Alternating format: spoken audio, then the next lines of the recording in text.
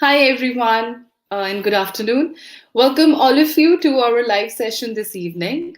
I am Surbhi Mahobia, Narrator in Chief and Director Communication with Historians Industries, and the host this evening. Historians Industries is a lifestyle startup with presence in electronics, healthy living, and inclusive employment market. Before we begin, I would like to briefly introduce the online events platform Storians.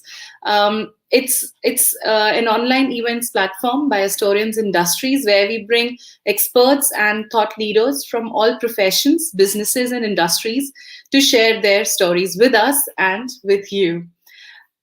Welcome again to our live webinar, Leap of Faith Startup Stories of the Founders. The passion that entrepreneurs have for their startups is extraordinary. The hustle, the pain, the struggles, the experiences that an entrepreneur has while starting out and running a business are the most rewarding life experiences too. However, is it enough to engage in smart marketing and know the numbers? What goes behind in running and growing a successful startup? We will be discussing about what goes inside the mind of the entrepreneurs when they decide to venture into the unknown. It's a risky business, let's just agree. What inspired them to take that leap of faith? How to spot the opportunity? How to arrive on a decision of starting something on your own, how to seize the moment, how to identify a niche and create or carve a new business category. Let's find out. Today, we have Sumit Chauhan with us. He is the CEO and co founder of CerebrumX. Hi, Sumit. Thank you so much for joining us today. Hi, hi. Thank you for having me. Sumit is a career software professional for about 23 years across verticals like AI, Internet of Things, telecom, automotive, and healthcare. Sumit had led several businesses for top public and private organizations like Ericsson, Nokia, and Herman Samsung in both B2B and B2C space of the size of approximately US dollars 500 million. Wow, that's huge. Sumit has also been an ardent angel investor into many startups and most recently is the co-founder of a cutting-edge startup in the automotive data monetization space, um, named as CerebrumX. He's has a keen focus on AI, Internet of Things, and healthcare outside of telecom and automotive domains as his investment and entrepreneur endeavors. Right. So let's start this discussion. And to begin with, Sumit, I want you to tell us a little bit about your latest venture. All right. First of all, thank you for having me, and good afternoon to everyone who's joined this session. We started this about CerebrumX about an year back. And as Surabhi was saying, I come from the automotive world, having worked in this domain with Harman Samsung for a pretty long time. And we always felt that there was a need, to get into the data side of the business for automotive, whereas we were providing services to the automotive world, people like Daimler, BMW, Ferrari, and so on and so forth. And in India, of course, Suzuki and others. There was always a need, and a gap that I felt, and the other co-founders felt, which was towards more and more cars are getting connected. If you Right. look at, we are still globally about 10% connectivity on the car side. But if you look at the new rollouts, about Yes. 100% of the cars that are being rolled out in the US are connected. Right. Globally, about 35 to 40% of the new cars that are coming out are actually connected.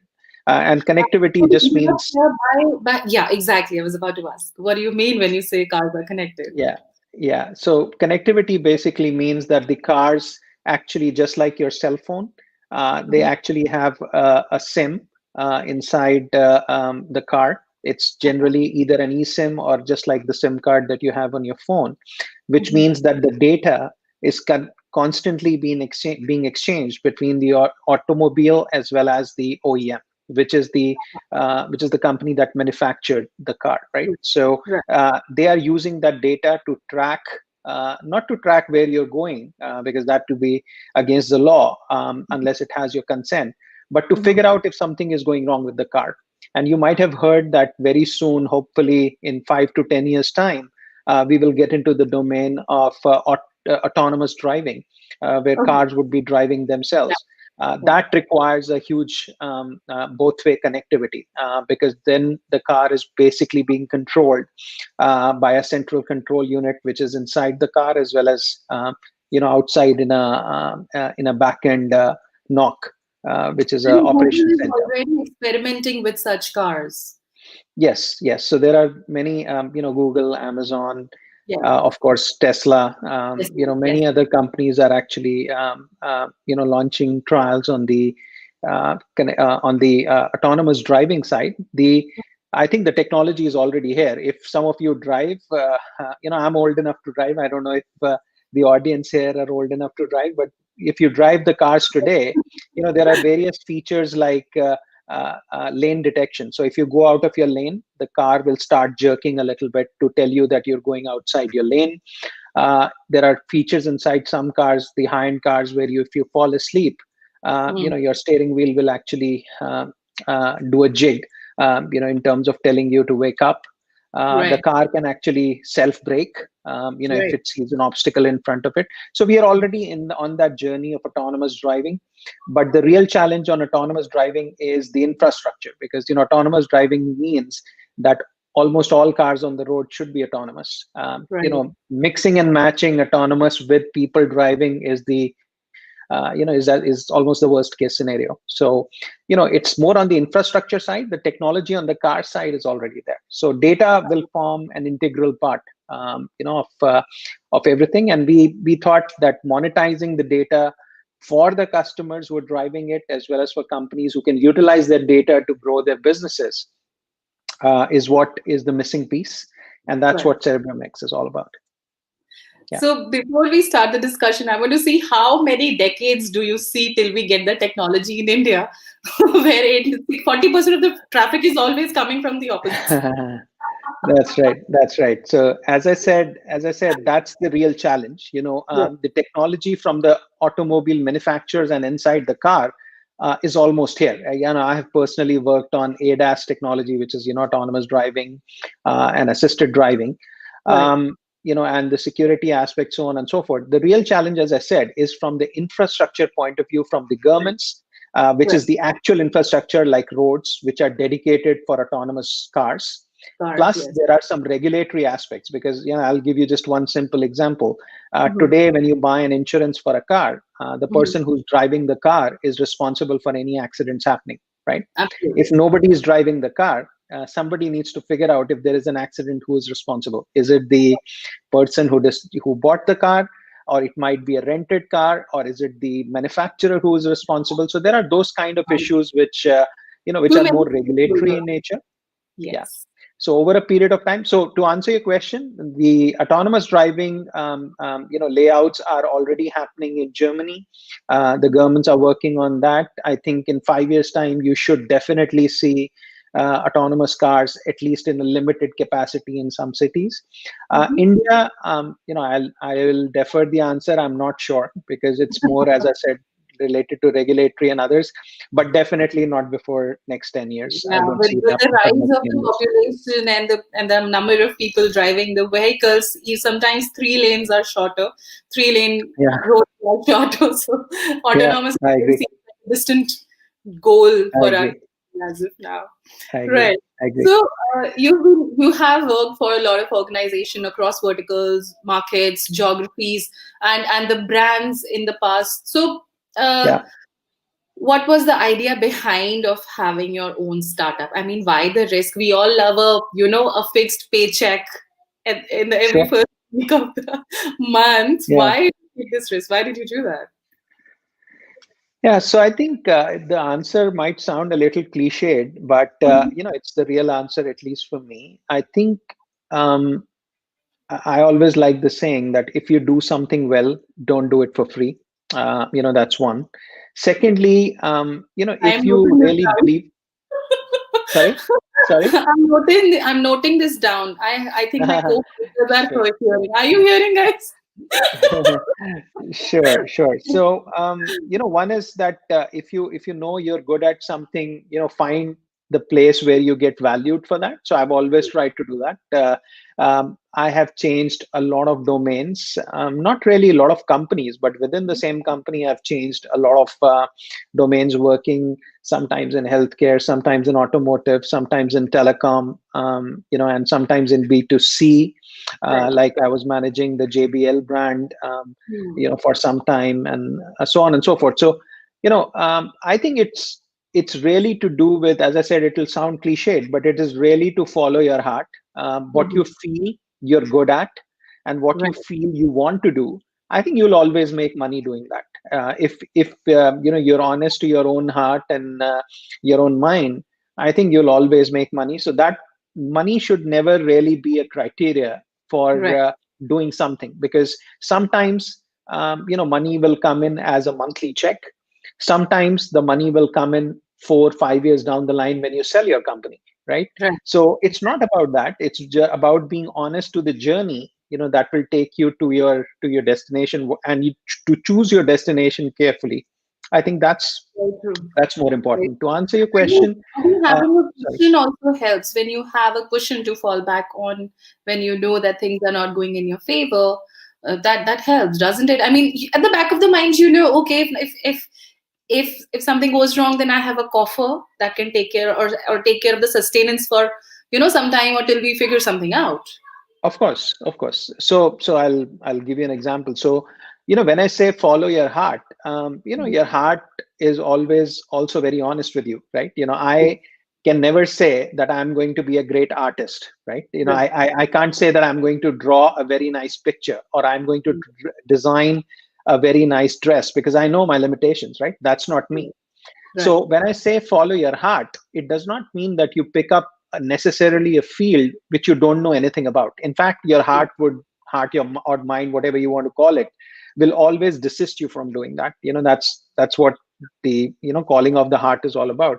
When you Hmm. know that you actually want to work in something, a part of it will drive you to understand that domain more, to get deeper into understanding what goes on in that domain. And that's your learning, right? That's where your Right. college comes in, that's where your school comes in, that's where your parents come in, and your peers come in.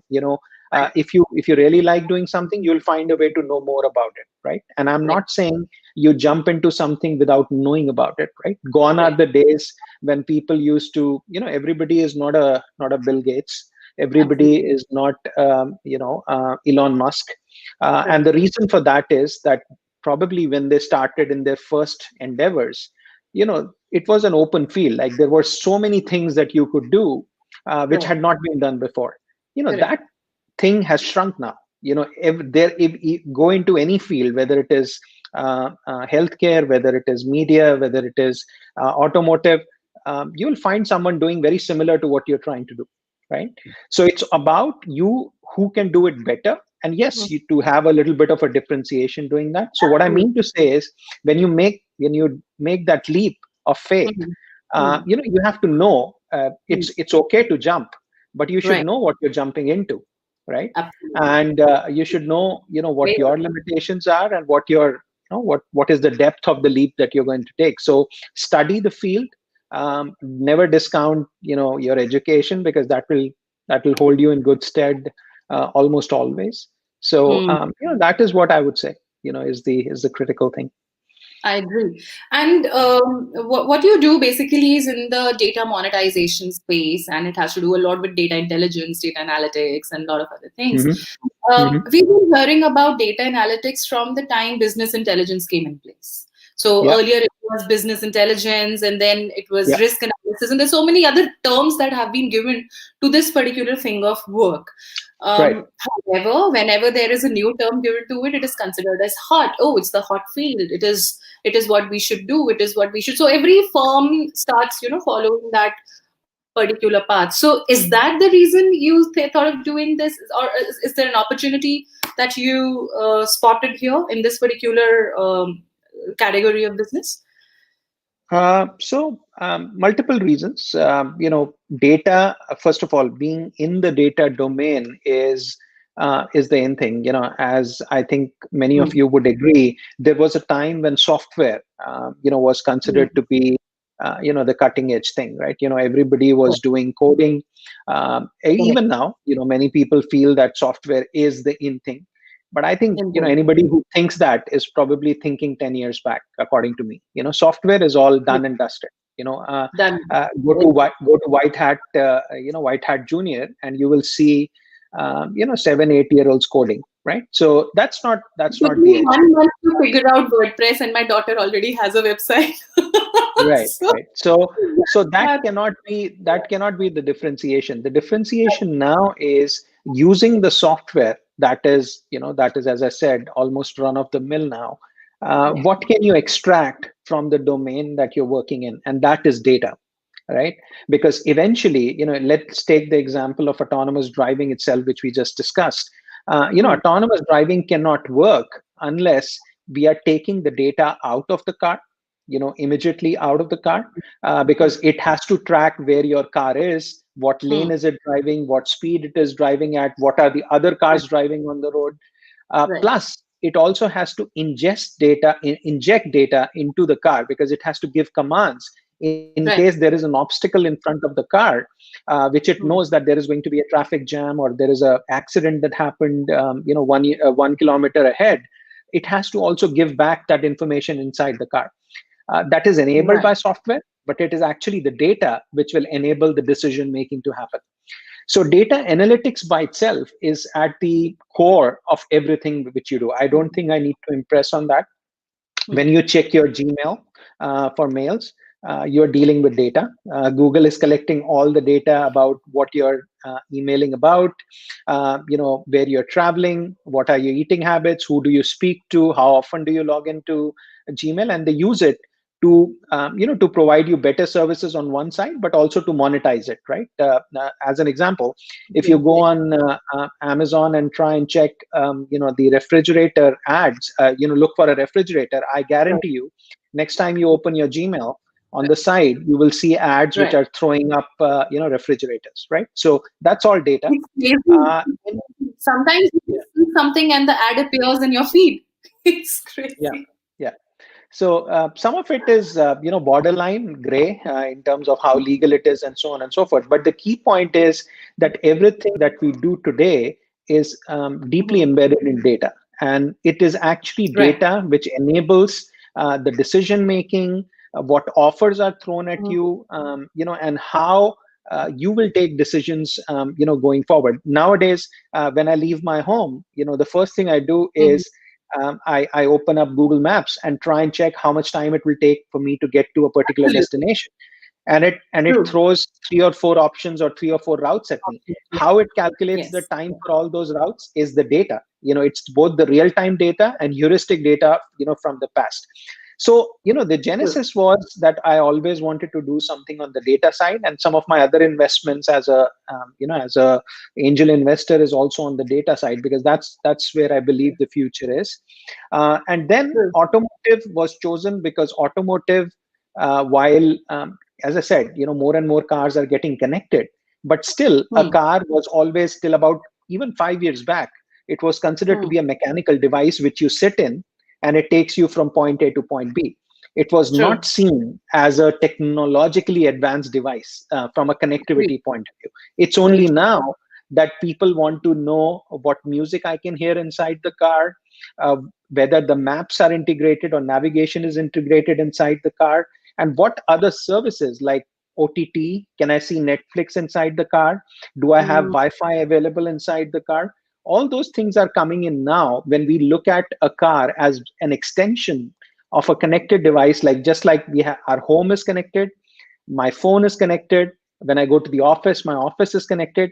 In the same way, the time that we spend inside the car needs connectivity, which means data.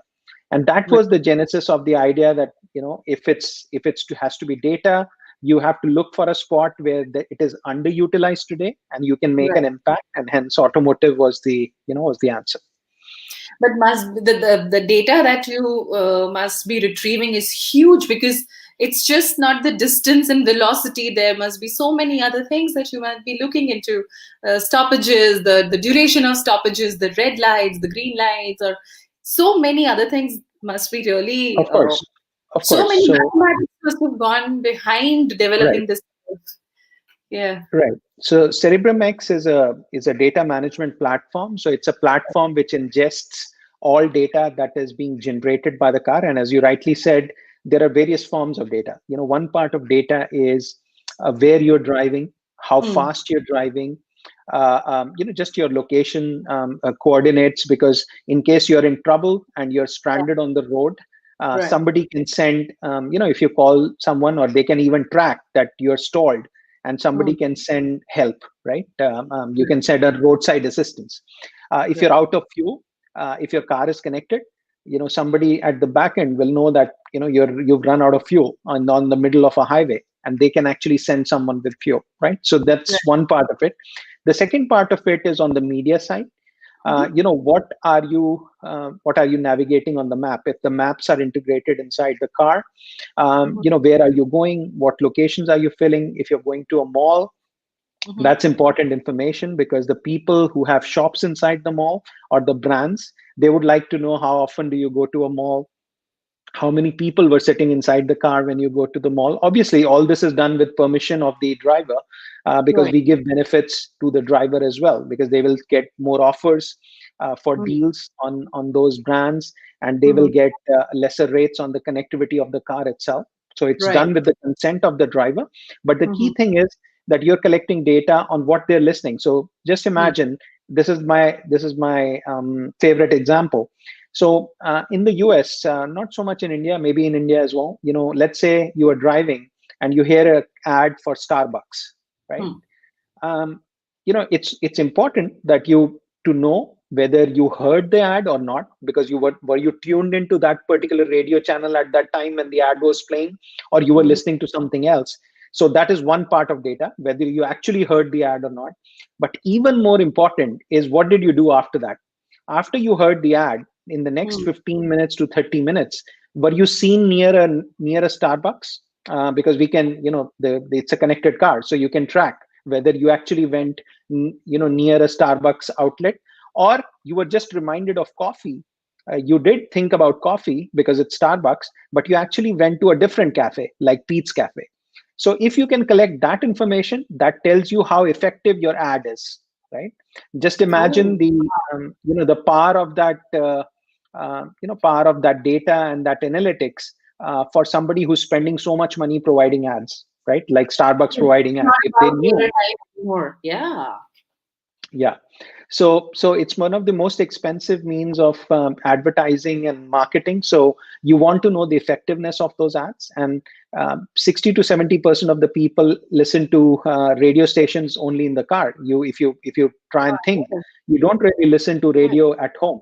You only listen to FM and Mm. AM when you're inside the car and you're driving. So it's a very effective means of collecting all that data. That's the other part of data. And the third part, which we use for insurance, is actually how you're driving. In India, it's a slightly different. In India, you buy a car and you buy the insurance on the car, right?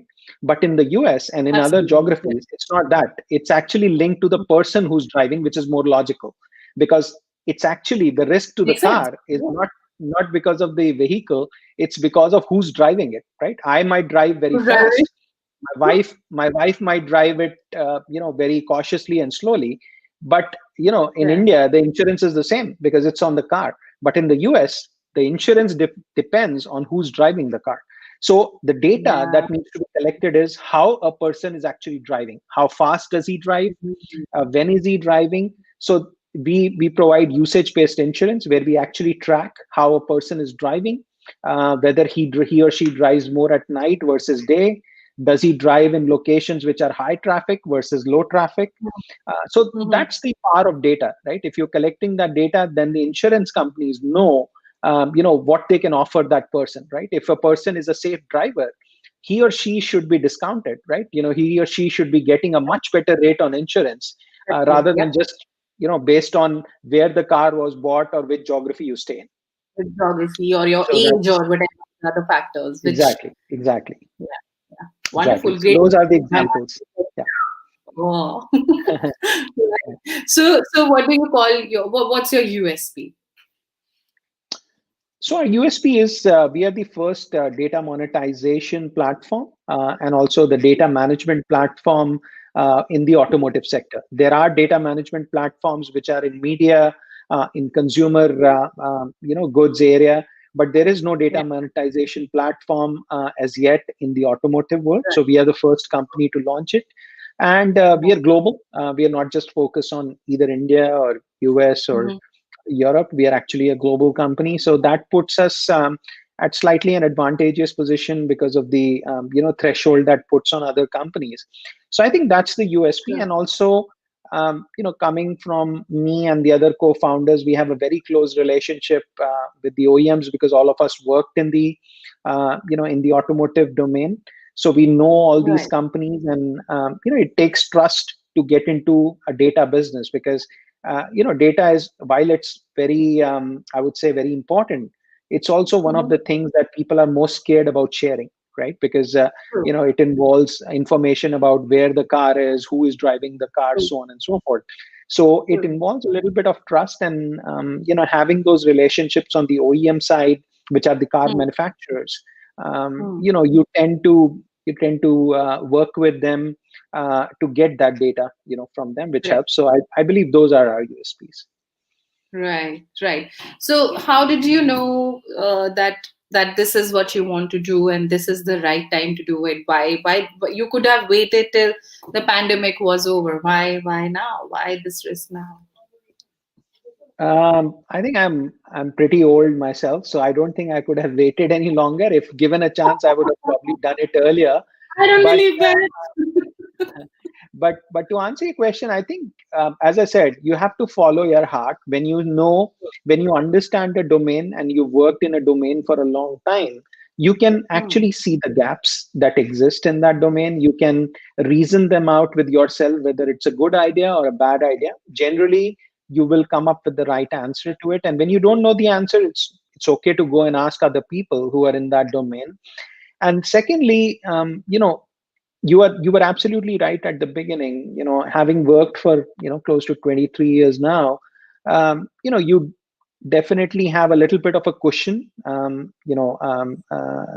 mean, in terms of monetary sense, that you've created a little bit of assets over a period of time, and you can take that risk, which you Right. might be averse to, early on in your career. And I'm not saying you should not, but it's just one of those things. I always felt good in my job, and I wanted to learn the industry and how it works and so on and so forth. But it's not a hard and fast rule, but in my case, having financial stability was very important as well. So having done that over a period of time, I was in a position to both start my own startup and also to invest into a few other endeavors as an angel investor. Mm. So I think all those things, Right. you just know in your heart, because all those things fall in place. You find out something which is missing. You are from the same industry, you understand it, you have the relationships, you have other people around you who are your co-founders who will help you Right. to create that platform and that solution.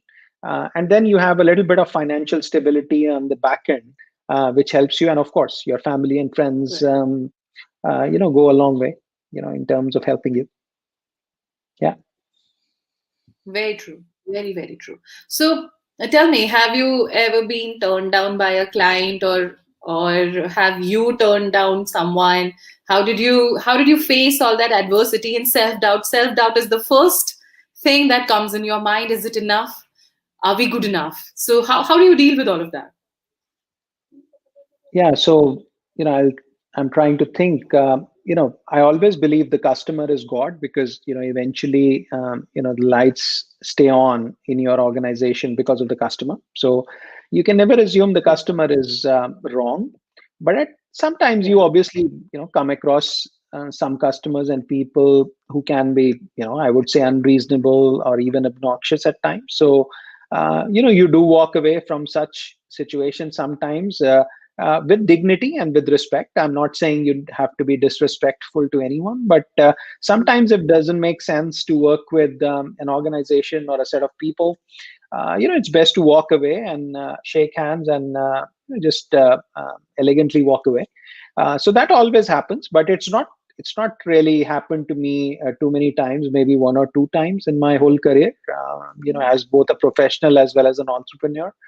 Right. But in terms of you know when you know your stuff well and when you can articulate Mm. what you stand for, both yourself as your and as your solution and as your company, I think Right. people will listen, and people will give you the due respect and the due time to understand Mm.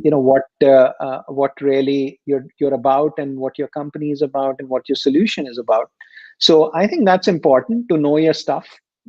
It's important to have the right relationships as well. Otherwise, you might still reach there, but it'll take a lot of time, it'll take a lot of effort, and you might miss the window of opportunity which is there for your solution to come through. Because one of the key things about a startup, and that's why it's called a startup, is decision making and movement forward is much faster than a regular organization, right? You have to move at a much faster pace because you're trying to catch up with others, or you're trying to leapfrog others to achieve something which has not been done before. So in that sense, knowing your stuff and collaborating with people and creating an ecosystem around you, which helps you in your journey, is extremely important. And I think that would be my advice, to any budding entrepreneur, that figure that out. Who is going to be your partner, have the Right. right ecosystem around you, and of course have the right co-founders as well, because you cannot do everything alone. Alone. Yeah. It's sometimes people think that I should be the only one who owns the equity in the company, so I will be the only founder. But you have to always remember that 100% of something, or let's say 10% of something, is always going to be greater than 100% of nothing, right? So you have to make that judgment as to when it makes sense to bring other people in, make them partners, give them equity into the company, and move forward. Because if you don't move, then the equity won't count for anything, right? So yeah. Right. I remember when I started my career, my father told me one thing, that, always remember one thing: no friendships in business and no business in friendships. Don't bring your work Yeah. frustrations at home, and don't take your family frustrations to your work. Leave everything as it is, and be a professional with the people when you are in your office. Be a family person with the people when you're in home. So don't Right. mingle two things. And I still follow that.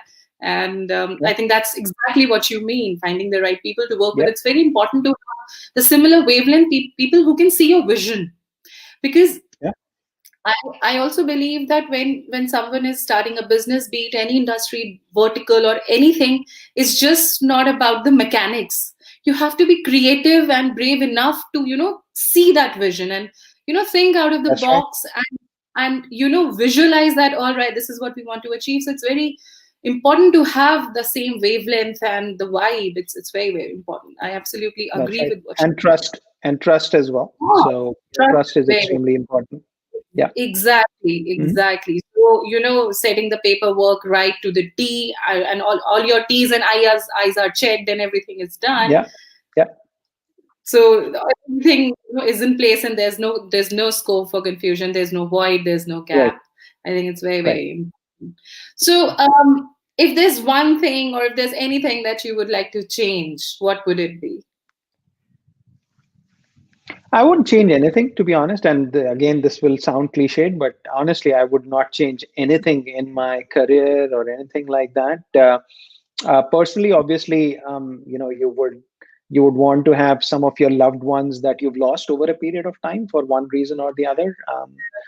You would Yeah. want them to be still here and be with you. That's the only thing you would want to change. But professionally, not really much. I would say though that maybe I could have been an entrepreneur a little earlier in life than what I did today. But I think I don't regret it, because the experience I gained during that time, being a professional, working professional, Mhm. helped me to Yeah. understand the domain better. And of course, it laid the foundation for the financial stability that is required, to be an Yeah. entrepreneur and to sometimes fund your own endeavor.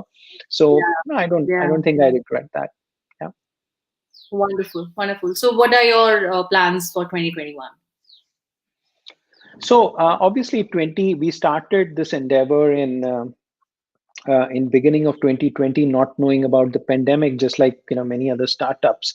True. Fortunately for us, while there has been I would say a slowdown in the automotive industry, just like all industries because of the pandemic.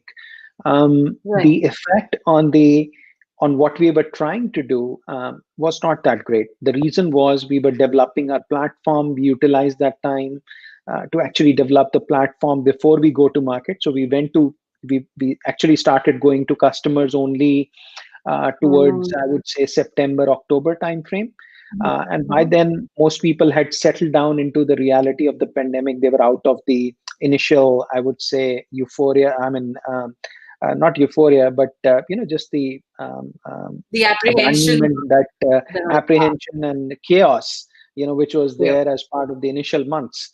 So people True. were settled and they knew what they're going to. We will come out of this, because of the vaccine and all the other things. Right. So for us, actually, it was a good time because it helped us to settle down. It helped us to gain some time and perspective as to what you can do. And when you are in that zone where funding is hard to come by because of the people have their purse strings drawn tight because Yeah. people are saving money and cash. True. You have to do the right thing, and we were able to raise money during this time as well for our Series A funding. So Mm. it's been a good journey, and for 2021 we are all set. Most of our proof of concepts and trials are One. ongoing with our customers and OEMs. One. So that gave us time to actually get to that point, and so that we can go full steam in 2021. So nothing has really changed from where we started. It's just Wonderful. that maybe the journey has been more thoughtful, and it provided us time to actually take stock of things which probably we wouldn't have had the time to do if we were in that melee of things, Yes. if everything was at usual pace. But things did Right. slow down a little bit, which gave us time to build a better platform, to strike Hmm. up relationships and conversations in the right, in the right tone, which I think will help us in the coming years. Wonderful, wonderful. So you've recently started. My first, there are two parts to this question. First is where are you based in India, and second is how did you build your team?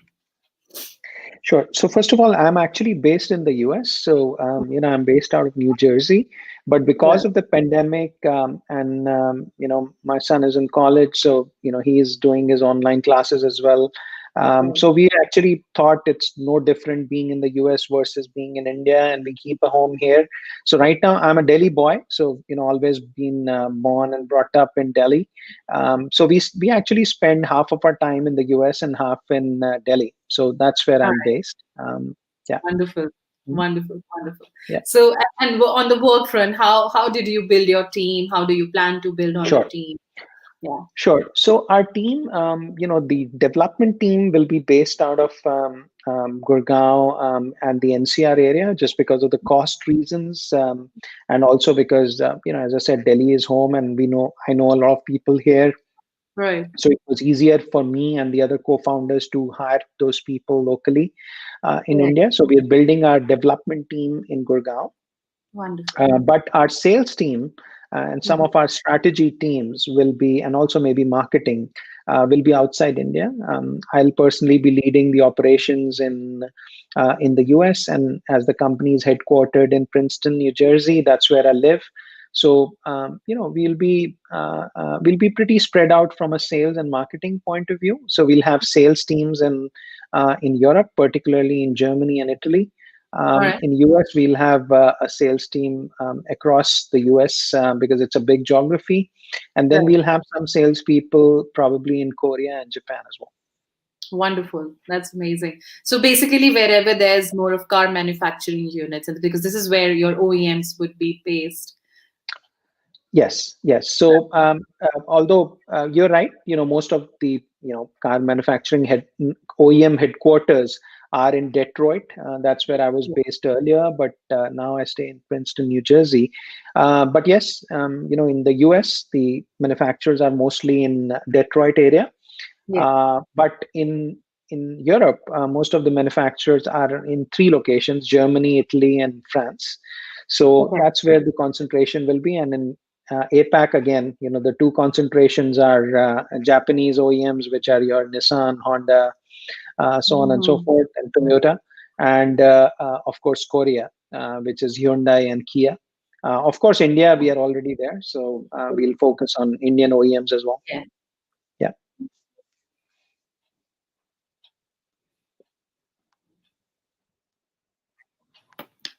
Right. Wonderful. So how do you handle all this stress of startup being a startup and get the horse on its on his own on foot and get it running, but beyond that, how do you handle the stress of geographies, widespread teams, and constant calls and messages? Do you able to sleep at night? Do you catch some sleep? No, not really. The sleep cycle has been a little disrupted because I'm in India right now, and then we have Yeah. calls and discussions with the US. So I'll agree. The sleep cycle is a little disruptive, but it's not really stressful. It's very enjoyable, to be honest. When Uh-huh. you're doing your own thing, everything is a new experience. You learn a lot, and I'm not talking just about technology, but I'm talking about when you're in your when you're running your own company and you're raising money. Yes. You learn things which you've never been exposed to before, Yes. and I mean it in a good way. So it's excellent to go through that learning cycle. One, Yeah. secondly, the stress comes out when I think I only get stressed when it's been with me since my childhood. I only get stressed when I don't know something, or if I cannot understand something. That's the only stress. And till I find that out, or till I figure that out, that stress is gone. And I take it as a positive. I think it drives me towards finding a solution to a problem, or finding what it is about. So to me, I Yeah. by grace of God, I don't take stress which is other kinds of stress like money, or job, or anything like that. I've never been a person like that. I think I only get stressed when I can't understand something, or I can't understand when things are happening and I don't know why Mm. they're happening in a particular manner.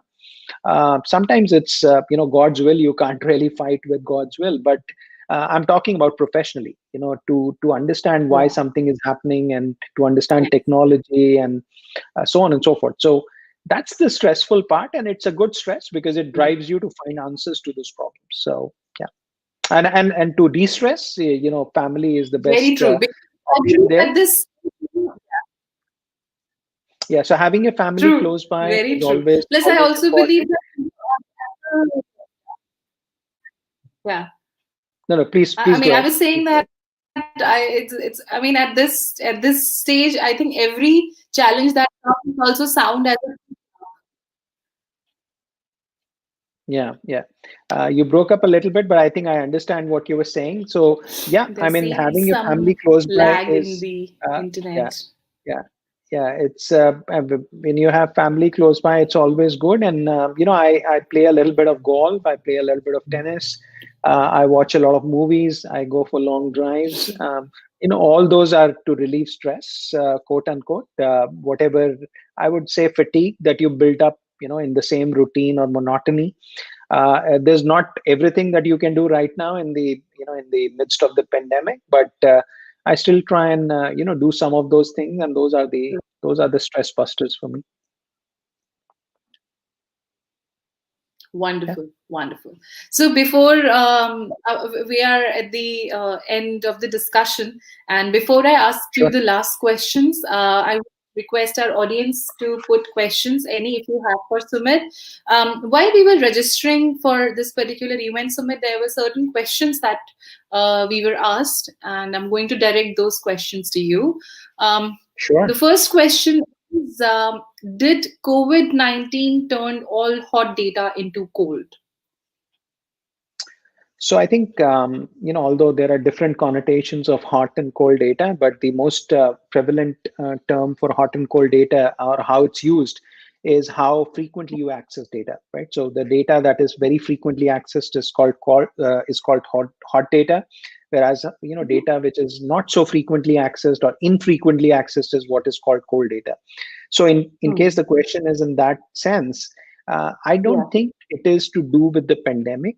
I think the hot Mhm. and cold connotation of data is more Mhm. related to the domain you're in. Like I'll give you an example. So um, you see a tracker like this, which is a Fitbit, right? So Yeah. in a Fitbit, you have an app which is on your phone, right? So I can check my pulse, I can check how many steps I've taken, how long I've run during the day, so on and so forth. So that's hot data, because that's being updated almost on a daily and a minute by minute basis. And also I'm Mhm. looking at that data on a very regular basis, right? There are some reports that it throws, right? You can see your monthly tracking, you can see how much you've walked on an average in your last 30 days, 60 days, 90 days. So Right. there are those reports Right. which are stored as well. That is to me warm data, which you will not access daily, but you will look at it maybe once in a while, right? Once in You a will while. probably find out. But if I would say, show me the report, if I owned a Fitbit 5 years back, and I would say, show me a report as to what I did in the month of December 5 years back. That's actually cold data, right? Because Mhm. why would I want to look at 5 years back unless there is a God forbid, a medical emergency or something where a doctor tells you to. Nobody looks at Right. very old data, right? So I Hmm. don't think the connotation of hot and cold will change because of the pandemic. The pandemic Right. is not going to change the connotation of data. It's the use case or the vertical that will define Hmm. whether the data is cold or hot. That's my answer. Right. Right. Great. Great. Next question is, how success is measured in data monetization space? I think it's a very, I mean, Yeah, yeah. yeah, that's a good question. I think it's very, and the answer is very simple. The success of data monetization companies, or a platform, is very simple to measure, because there is a cost to acquiring data. Either you're collecting data yourself, Mhm. which you can, if you're, let's say, an app on the cell phone like Fitbit, you're collecting the data, and hopefully Fitbit is selling that data to other people, and Right. they are making money, right? So the if Right. you're able to make more money versus the cost of collection of the data, obviously you're going to be profitable. If the cost of collection as well as Mhm. customer acquisition, right, Mhm. is higher Right. than the actual worth of the data that you're going to sell, you won't be successful. In our case, we Right. don't collect the data ourselves. We actually get or Hmm. buy the data from the OEMs, right? So in India, like Suzuki, Mahindra and Mahindra, Toyota, Hyundai, so on and so forth, Mercedes, BMW. So all these companies are collecting Right. data, and we will have the ability to buy that Right. data from the OEMs, and then using our own secret Mhm. sauce and our algorithms, we can actually enrich that data, and then we should hopefully be able Mhm. to sell that data to our customers, right? So it's very simple. As long as the cost of buying the Right. data is lesser than what you're going to sell it for, you're going to be successful, Mhm. as a company.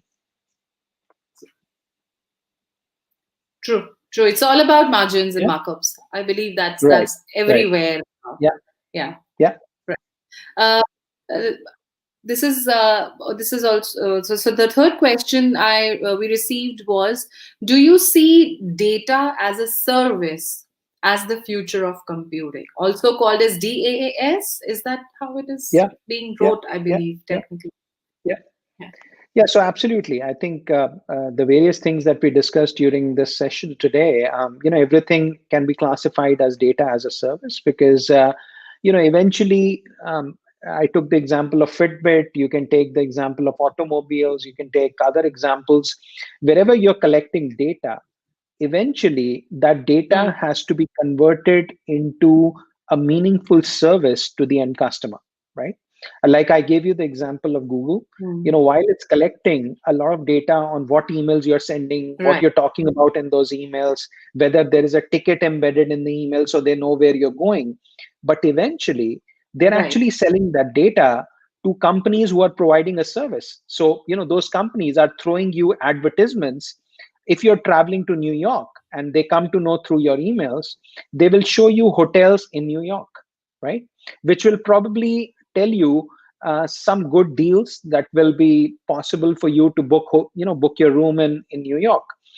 If you're looking for a refrigerator, they will Mm. hopefully throw data at you, which will enable you Mm. to buy the right refrigerator, to make the right comparisons, to get the best price, so on and so forth.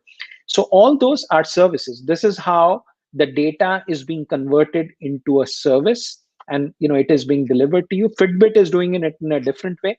In the US, Fitbit has tied up with insurance companies. So the Yeah. insurance companies will come to know how much you're walking, what is your health profile, how much is your pulse.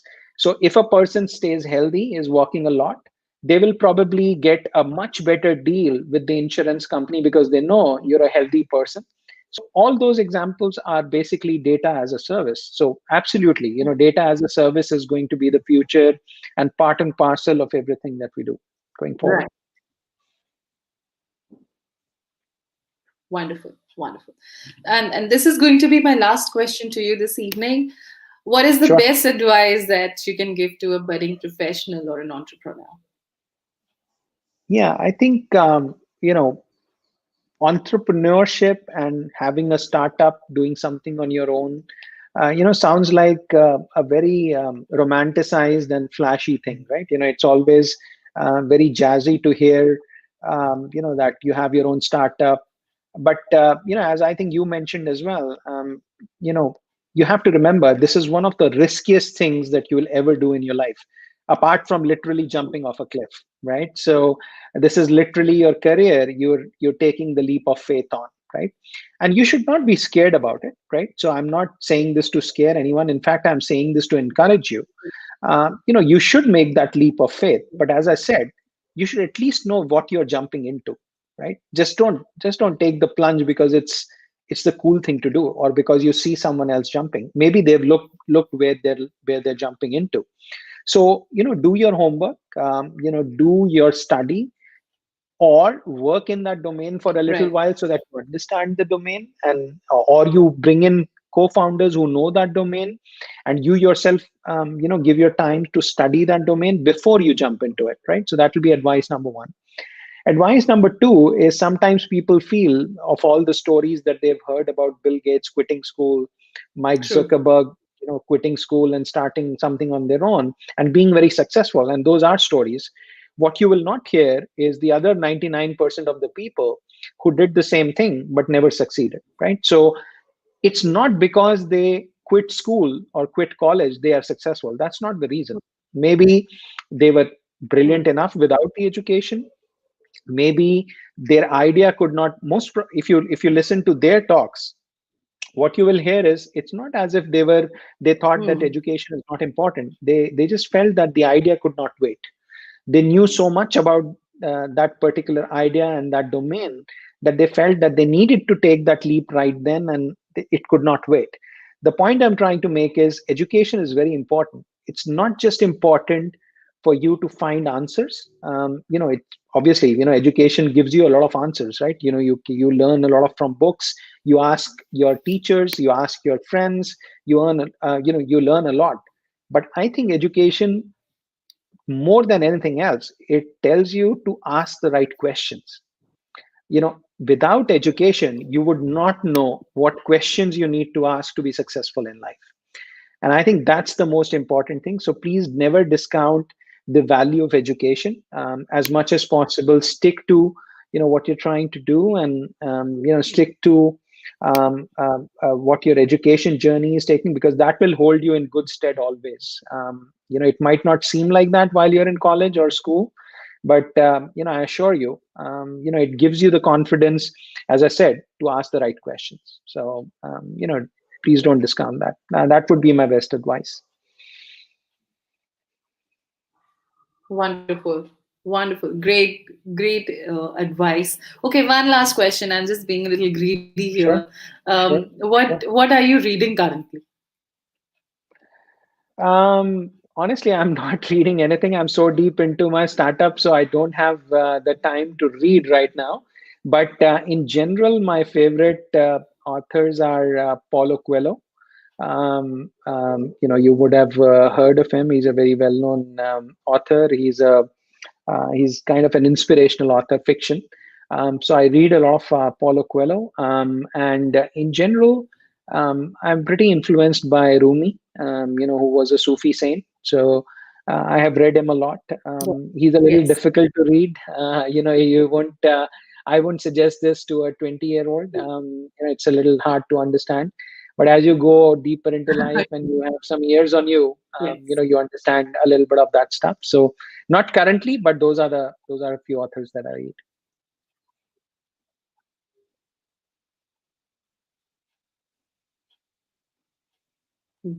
Great, great. Wonderful. I believe I'm experiencing some sort of data lag here, so your answers are arriving with some delay. But Okay, no worries. but yes, that's a reading list. I also like Rumi, but I read it in English because that language he writes, I Yeah, can't decipher. yeah, So a yeah, little bit of Rumi and all.